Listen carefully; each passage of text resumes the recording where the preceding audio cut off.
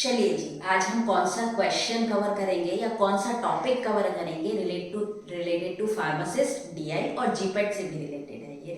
ठीक है, तो बेसिकली फार्मासिस्ट और ये कॉम्पिटिटिव एग्जाम्स डीआई वगैरह होते हैं और उनमें और जीपेट में डिफरेंस क्या होता है ये आपको समझना चाहिए।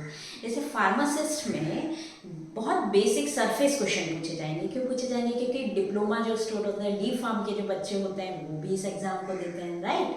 तो उनके लेवल को भी मैनेज होता होगा, ठीक है। जबकि जीपेट जो होता है उसमें थोड़ा सा डीप पूछते हैं। तो बस बेसिकली मैं आपको बताती हूँ, जैसे मैं आपको फार्माकोलॉजी पढ़ाती हूँ, है ना। अब मान लो फार्माकोलॉजी में मैकेनिज्म ऑफ एक्शन, तो ये तो फार्मासिस्ट में पूछेंगे, ये जीपेट में भी पूछेंगे, बट इसके साथ और क्या पूछ लेंगे, पर्टिकुलर ड्रग जो है उसकी स्ट्रक्चर में कौन सी रिंग प्रेजेंट है, ठीक है ना। बहुत सारी रिंग्स होती हैं, आपने पढ़ी होंगी। इमिडाजॉल रिंग होती है, पायरॉल रिंग होती है, किसी में ना सल्फाथायाजॉल रिंग होती है। रिंग्स का एक पूरा चार्ट भी आता है अलग से, तो आप उसको देखिएगा, याद कीजिएगा उसको कि एक रिंग्स की स्ट्रक्चर। पहले तो आप जीपेट में यदि आपको पढ़ना है तो पहले रिंग्स याद कर लीजिए कि कौन सी रिंग को किस नाम से जाना जाता है। अच्छा, इमिडाजॉल रिंग ऐसी होती है, अच्छा थायाजॉल रिंग ऐसी होती है, चार्ट भी आता है इसका, ठीक है ना। तो इसमें बेसिकली क्या पूछा जाएगा, अलावा इसके मैकेनिज्म तो पूछा जाएगा, ये तो सरफेस क्वेश्चन हो गया, ठीक है ना। तो ये पूछा जाएगा कि ये पर्टिकुलर रिंग किस ड्रग में प्रेजेंट है। तो मैं यहाँ आपको बहुत सरफेस क्वेश्चन कराती हूँ क्योंकि फार्मासिस्ट से भी रिलेटेड है। जीपेट में भी आते हैं जो बेसिक क्वेश्चंस हैं, बट जीपेट में आपको थोड़ा और डीप पढ़ना पड़ेगा। तो यहाँ से जब आप बेसिक्स पढ़ेंगे, फिर और जैसे स्ट्रक्चर्स पढ़ेंगे, तो आपको डेफिनेटली इस चीज़ का प्रॉफिट मिलेगा। और मैं कोशिश भी करती हूँ कि बहुत कुछ क्वेश्चंस कवर करा सकूँ, जीपेट से भी रिलेट कर सकूँ इसको। तो आप डेफिनेटली पढ़िए इसको पढ़ने के बाद आप पढ़ेंगे। और जो आज मैं टॉपिक करा रही हूँ वो तो तीनों के तीनों जो एग्जाम्स हैं अपने, उसके लिए प्रॉफिट है और इससे बाहर कोई क्वेश्चन पूछेगा भी नहीं। तो मैं आज आपको करा क्या रही हूँ ये अपन पढ़ते हैं। तो टेस्ट फॉर एमाइनो एसिड्स और प्रोटीन। एमाइनो एसिड्स जब आपस में जुड़ते हैं, किस बॉन्ड के थ्रू जुड़ते हैं ये भी आपको याद होना चाहिए, पेप्टाइड बॉन्ड। दो एमाइनो एसिड आपस में किस बॉन्ड के द्वारा जुड़ते हैं, पेप्टाइड बॉन्ड। तो बहुत सारे अमाइनो एसिड्स जब आपस में जुड़ जाते हैं तो प्रोटीन बना लेते हैं, राइट। तो ये प्रोटीन और अमाइनो एसिड्स के जो टेस्ट हैं इंपॉर्टेंट हैं, इनको लर्न कीजिए और आप कहीं ना कहीं लिख भी लीजिए, राइट। तो चलिए शुरू करते हैं। तो देखिए, ये जो टेस्ट हैं प्रोटीन और अमाइनो एसिड्स के, इनमें से तीन टेस्ट जो है वो तो बहुत इंपॉर्टेंट है तीनों चार एग्जाम के पर्पज से। First biuret test, second xanthoproteic test, third Millon's test. ये तीनों टेस्ट बहुत इंपॉर्टेंट है। पहला तो क्वेश्चन यही आ सकता है कि आप नाम याद रख लीजिए इनका, बायोरेट, जेंथोप्रोटिक, मिलन्स। ये तीनों ही टेस्ट जो होते हैं अमाइनो एसिड्स और प्रोटीन्स के लिए यूज में लिए जाते हैं, ठीक है।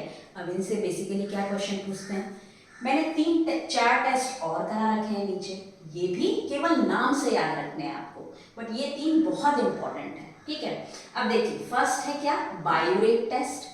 क्या क्वेश्चन आ सकता है, बायोरेट में कौन सा इंग्रेडिएंट लिया जाता है, तो कॉपर सल्फेट लिया जाता है, राइट। सेकेंड क्वेश्चन कि इसमें क्या टेस्ट किया जाता है, तो आपके अमाइनो एसिड्स में पेप्टाइड बॉन्ड को टेस्ट किया जाता है। पेप्टाइड बॉन्ड है मतलब प्रोटीन है, राइट ना।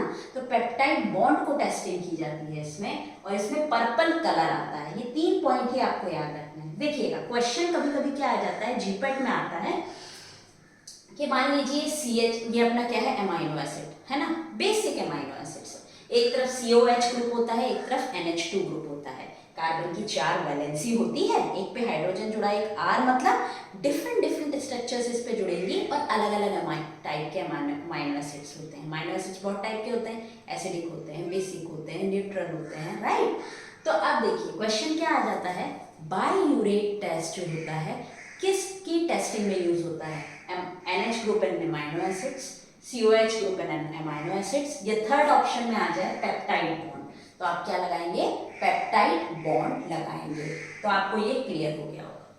सेकंड है जेंथोप्रोटिक टेस्ट। इसमें क्या क्वेश्चन बन सकता है, तो फर्स्ट क्वेश्चन बनेगा कि इसमें कंसंट्रेट HNO3 लिया जाता है। क्या लिया जाता है, concentrate HNO3, right. Second question, ये उन प्रोटीन्स के लिए यूज होता है या अमाइनो एसिड्स, प्रोटीन्स किससे मिलके बने हैं, अमाइनो एसिड्स, यानी कौन से अमाइनो एसिड्स उसमें प्रेजेंट होने चाहिए? फर्स्ट, प्रोटीन अमाइनो एसिड से मिलकर ही बना है, तो कौन से amino acids? Aromatic amino acids. अभी एरोमेटिक अमाइनो एसिड्स क्या होते हैं? ऐसे अमाइनो एसिड्स जिसमें एरोमेटिक रिंग प्रेजेंट हो। एरोमेटिक रिंग जैसे बेंजीन, फिनॉल, जैसे ये फिनॉल है अपना, तो ये एरोमेटिक है कि नहीं है? तो यहाँ पे 3 अमाइनो एसिड्स का आपका नाम याद रखना है जिसके लिए जेंथोप्रोटिक टेस्ट यूज होता है। First tyrosine, second phenylalanine, third tryptophan. ठीक है, टायरोसिन, फिनाइलएलेनिन, ट्रिप्टोफैन। ठीक है, अब देखिएगा यहाँ पे जीपैट में क्या क्वेश्चन बैठ जाता है? ये क्वेश्चन बैठ जाता है कि टायरोसिन में कौन सी रिंग प्रेजेंट होती है? तो फिनोलिक रिंग प्रेजेंट होती है, ऐसी कुछ रिंग प्रेजेंट होती है इसमें। तो मैं वही बता रही हूँ कि जीपैट में थोड़ा सा डीप पूछ लिया जाता है, राइट। और इसमें कलर कौन सा आता है? येलो कलर आता है। Next Millon's test. Millon's test में आपको कंपोजिशन याद रखना है, mercuric and mercurous nitrate in HNO3। M से मिलन्स, M से mercuric and mercurous nitrate in HNO3। Next देखिए इसमें इंपॉर्टेंट चीज क्या है कि जिसमें अमाइनो एसिड में फिनोलिक रिंग होगी उसको ये टेस्ट करता है, यानी ये बताता है कि इसमें ये वाला अमाइनो एसिड प्रेजेंट है। अब वैसे भी यदि किसी केमिकल मुझे दे दिया है, ठीक है, उसमें मान लो कि एक अमाइनो एसिड प्रेजेंट, मैंने टेस्ट कर लिया है इसमें अमाइनो एसिड प्रेजेंट है, मतलब वो अमाइनो एसिड जुड़ के फाइनली प्रोटीन भी बना रहे होंगे, तो कभी आ जाए कि प्रोटीन के टेस्ट भी यही होते हैं, बायोरेट, जेंथोप्रोटिक, मिलन्स, है ना। तो अब देखिएगा मिलन्स टेस्ट में कौन सा क्या यूज होता है? मर्क्यूरिक एंड मर्क्यूरस नाइट्रेट, ये तो समझ में आ गया। नेक्स्ट क्या है इसमें किस अमाइनो एसिड को टेस्ट किया जाता है? जिस अमीनो एसिड में फिनोलिक रिंग होती है, फिनोलिक मतलब फिनॉल होता है। तो अभी मैंने आपको बताया टायरोसिन में कौन सी रिंग प्रेजेंट होती है? Phenolic ring. तो मिलन्स टेस्ट के द्वारा किस अमाइनो एसिड को टेस्ट किया जाता है? तो टायरोसिन को टेस्ट किया जाता है कि इस पर्टिकुलर में टायरोसिन प्रेजेंट है। कौन सा? टायरोसिन, ठीक है, क्योंकि उसमें कौन सी रिंग प्रेजेंट होती है? फिनोलिक, इंपॉर्टेंट भी है। और इसको कैसे टेस्ट किया जाता है? पहले इसका व्हाइट पीपीटी आता है ना, जब ये रिएजेंट यूज किया जाता है तो फिर जब इसको हीट करते हैं तो रेड पीपीटी आ जाता है। पहले व्हाइट पीपीटी आता है, फिर इसको हीट करते हैं तो रेड पीपीटी आ जाता है। ठीक है, अब जो 3 इंपॉर्टेंट टेस्ट है उसको अपन रिवाइज करते हैं। देखिए बायोरेट टेस्ट, फर्स्ट क्वेश्चन क्या बनेगा? कौन सा इंग्रेडिएंट यूज होता है? Copper sulphate. सेकेंड क्वेश्चन क्या बनेगा? कौन से बॉन्ड को आइडेंटिफाई करने के काम में आते हैं? पेप्टाइड बॉन्ड को। थर्ड क्वेश्चन क्या colour? Purple colour. Next question कौन सा? Xanthoproteic test. कौन सा कंपोजिशन यूज किया जाता है? इसमें भी फर्स्ट क्वेश्चन क्या? कंसंट्रेट HNO3 लिया जाता है। सेकेंड क्वेश्चन क्या? उन अमाइनो एसिड्स को टेस्ट, जेंथोप्रोटिक, उन अमाइनो एसिड को टेस्ट किया जाता है जिसमें एरोमेटिक रिंग प्रेजेंट होती है। 3 नाम मैंने आपको बताया, कौन कौन से? Tyrosine, phenylalanine, tryptophan. तीनों में एरोमेटिक रिंग होती है। टायरोसिन में कौन सी एरोमेटिक रिंग होती है? फिनोलिक रिंग होती है, राइट। नेक्स्ट मैंने आपको कौन सा टेस्ट बताया? Millon's test. Mercurous and mercuric nitrate in HNO3। M से M और M याद रह जाएगा, राइट। नेक्स्ट ये किसके लिए यूज होता है? टायरोसिन। कौन सी रिंग प्रेजेंट है उसमें? Phenolic ring. यानी कि मिलन्स टेस्ट कौन सी रिंग को बताता है? कौन सी रिंग? यदि फिनोलिक रिंग प्रेजेंट होगी तो कौन सा अमाइनो एसिड प्रेजेंट होगा? टायरोसिन। यानी वो बताता है पर्टिकुलर आपके जो आपने कंपाउंड लिया है जिसको टेस्ट कर रहे हैं उसमें टायरोसिन प्रेजेंट है, राइट। तो इसका व्हाइट पीपीटी आता है जब इसमें नॉर्मली जब ट्रीट किया जाता है किससे? इस केमिकल से, तो व्हाइट पीपीटी आता है। जब इसको हीट कर दिया जाता है तो रेड पीपीटी आता है। तो ये 3 तो आपको रट लेने हैं। बाकी देखिएगा 3-4 टेस्ट और। साकागुची टेस्ट, सिर्फ नाम याद रख लीजिए किसके लिए यूज होता है? ऑर्जिनिन के लिए। साकागुची टेस्ट किसके लिए यूज होता है? ऑर्जिनिन के लिए। सेकेंड लेड एसीटेट, इंपॉर्टेंट है लेड एसीटेट। लेड एसीटेट उन एमिनो एसिड को पहचानता है जिसमें सल्फर प्रेजेंट होता है ना। ब्लैक कलर देगा ये सल्फर कंटेनिंग अमाइनो एसिड्स के साथ। कैसा? लेड एसीटेट ब्लैक कलर देगा सल्फर कंटेनिंग अमाइनो एसिड के साथ। अब सल्फर कंटेनिंग अमाइनो एसिड्स कौन से होते हैं? ये भी क्वेश्चन बन सकता है।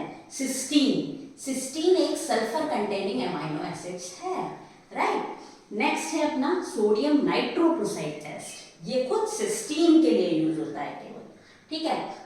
सोडियम नाइट्रोक्लोराइड टेस्ट ये सिस्टीन के लिए यूज होता है। सिस्टीन में भी कौन सा ग्रुप, इसमें एसएच प्रेजेंट होता है। एसएच को क्या बोला जाता है, थायोल। यानी कि सोडियम नाइट्रोक्लोराइड थायोल ग्रुप को पहचानता है सिस्टीन में, ठीक है। जबकि लेड एसीटेट किसको पहचानता है किसी अमाइनो एसिड में, सल्फर को। यानी जिन जिन भी अमाइनो एसिड में सल्फर ग्रुप होगा उसको हम टेस्ट कर सकते हैं लेड एसीटेट से। और एक लास्ट टेस्ट है जो आपको याद रखना है, क्या, निनहाइड्रीन। ये भी प्रोटीन्स और अमाइनो एसिड्स के लिए यूज होते हैं। तो लेस बेसिक अपन ने कौन से पढ़े, बट कभी पूछ भी सकते हैं। सकागुची टेस्ट और जिनीन के लिए यूज होता है। नेक्स्ट अपन ने पढ़ा कौन सा, लेड एसीटेट टेस्ट, ऐसे अमाइनो एसिड्स के लिए यूज होता है जिसमें सल्फर प्रेजेंट हो, और सल्फर कंटेनिंग अमाइनो एसिड्स के साथ ये कौन सा कलर देता है, ब्लैक कलर देता है। नेक्स्ट अपन ने पढ़ा सोडियम नाइट्रोक्लोराइड, पर्टिकुलरली सिस्टीन के लिए यूज होता है। सिस्टीन में भी कौन सा ग्रुप प्रेजेंट होता है, कौन सा ग्रुप, एसएच प्रेजेंट होता है, इसको ये पहचानता है, ठीक है ना। थायोल बोलते हैं, एसएच को क्या बोला जाता है, थायोल। यानी कभी क्वेश्चन आ जाए सोडियम नाइट्रोक्लोराइड सिस्टीन में कौन से ग्रुप को पहचानता है, तो थायोल ग्रुप को पहचानता है, राइट। एक लास्ट और टेस्ट आप याद रखिएगा, निनहाइड्रीन टेस्ट, ठीक है।